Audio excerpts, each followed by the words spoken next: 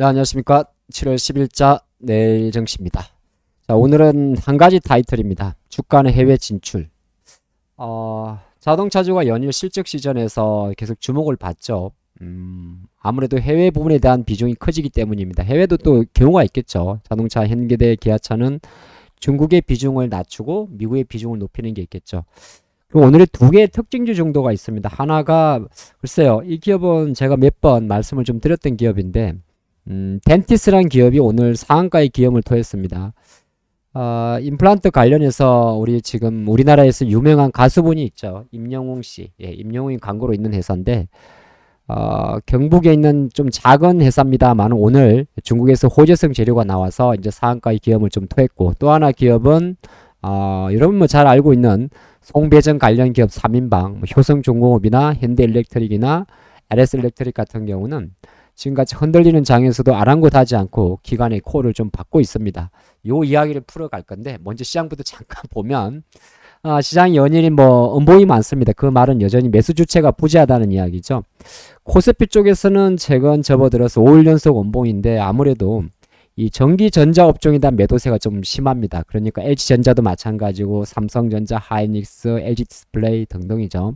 근데 전기전자의 매도가 많다는 것은 일단 일정 부분 코스피 쪽에서 과연 받쳐줄 친구가 누가 될지 좀 궁금합니다.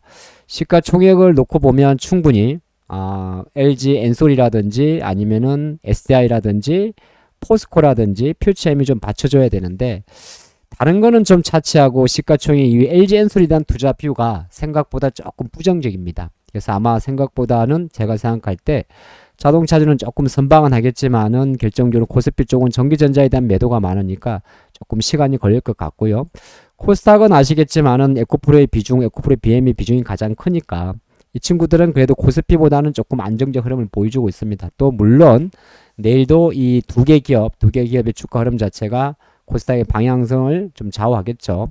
오늘 잠깐 올랐다가 빠졌지만은 또 내일이 있고 또 61선 밑에서는 어느 정도 변동성이 조금 완화되는 것도 있습니다. 그래서 조금 여러분들이 불안해하지만은 제가 생각할 때는 일정 부분 일단 첫 번째로 양봉이 나오는지를 체크해 보면 좋지 않나 생각을 해보겠습니다. 자, 그럼 본론 한번 들어가 볼게요.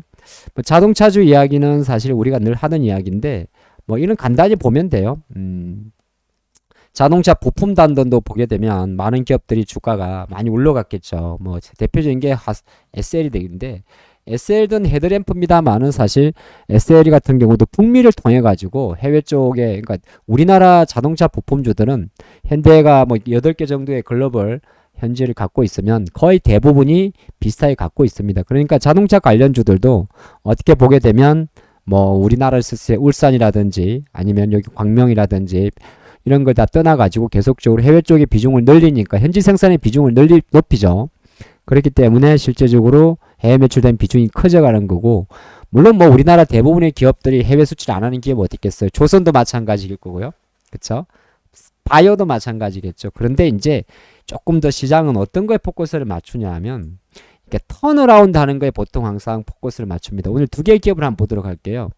어떤 특정 기업이 예를 들어서 해외 매출 비중이 많을까 짧을까를 보는 방법 중에 하나가 제일 먼저 금감원 전자공시시스템 가장 최근에 분기 보고서에 들어가면 이 LS일렉트릭인데 이 회사가 뭘 하는지를 보여줍니다. 그러면 전력, 자동화, 금속, IT가 있을 건데 뭐 1분기 기준으로 전체 매출의 80% 정도가 전력 송배전 관련 기기 및 시스템이니까 뭐 계량기라든지 계전기, 배전반, 철도 또는 rel레이 장비를 만드는구나. 그렇게 먼저 주요 제품과 현황에서 어느 정도 매출의 구성비를 먼저 체크를 합니다. 그렇게 되게 되면 조금 더 구체적으로 LX일렉트릭이라는 회사가 뭘 하는지를 체크할 수가 있겠죠. 그리고 나면 이제 가장 중요한 게 제가 왜 이 영상을 이렇게 이야기하냐면 사실은 덴티스를 예전에 공부하면서 한번 이야기한 게 있기 때문에 언급을 하는 건데 LS일렉트릭 조금 더 놓게 보게 되면 그래서 우리가 뭘 보는 거냐면요. 항상 그러고 나면 매출 실적이라는 자료가 바로 다음에 나오는데 거기서 별거 아닌 것 같지만은 조금 깊게 봐야 돼요. 우리가 항상 실적을 볼 때는 어떤 기업들이 뭐 시설 투자도 하고 이것저것 하지 않겠습니까? 근데 공부를 하는 관점에서는 매출에서 수출의 변화액을 보셔야 되는데 처음에 보면 이런 게 낯설어요. 근데 작년도 연간으로 놓고 보면 대략적으로 100만, 1000만, 억, 10억, 100억, 1000억, 조 2조 2천억 매출 중에서 한 1조 4천억 정도가 국내고 수출이 한 7,800억 정도였는데 그러면 대략적으로 한 30%가 조금 넘었죠. 네, 겨우 30점 넘었죠. 근데 올해 놓고 보시면 올해 1분기 기준 놓고 보면 6천억 정도 매출에 2,500억이 수출입니다. 그렇죠. 물론 약간 사이클이 있습니다만은 근데 한번 여러분 시간 날 때 가만히 계산해 보면 이 LX 일렉트론이 시간이 갈수록 수출에 대한 비중이 커지고 있습니다. 북미겠죠. 그렇죠. 그래서 이렇게 전체 합계 대비해서 수출의 비중을 가지고 이 회사의 이 기업의 해외 매출의 비중의 변화를 체크하는 방법이 있습니다. 이걸 한번 참조하시면 좋을 것 같고 오늘 조금 상한가의 기업을 더했던 덴티스 같은 경우는 여기는 지금 LS 일렉트릭은 퍼센테이지를 안 적어줬는데 좀 이 착한 기업들은 이렇게 떼어놓고 적어줘요. 그럼 덴티스 같은 경우는 뭐 임플란트고 기기도 팔고 이렇게 하겠습니다만 전체 매출이 그 임플란트에 다 나오니까 21년도에 국내 수출과 수출 비중이 29.9%였는데 22년도에 39.9%로 올라갔습니다. 그리고 올해 1분기에는 47%까지 올라갔어요. 그게 포인트인 거죠. 제가 몇 번 말씀드렸는데 근데 이렇게 해서 이제 우리나라 임플란트 관련 중에서 가장 성공적인 스토리를 보였던 게 바로 오스템이죠. 오스템, 덴티움, 디오 이런 게 다 이런 과정이었는데 그래서 이거는 왜 그러냐면 한번 우리가 공부하는 관점이기 때문에 나머지 의료기기들도 마찬가지예요.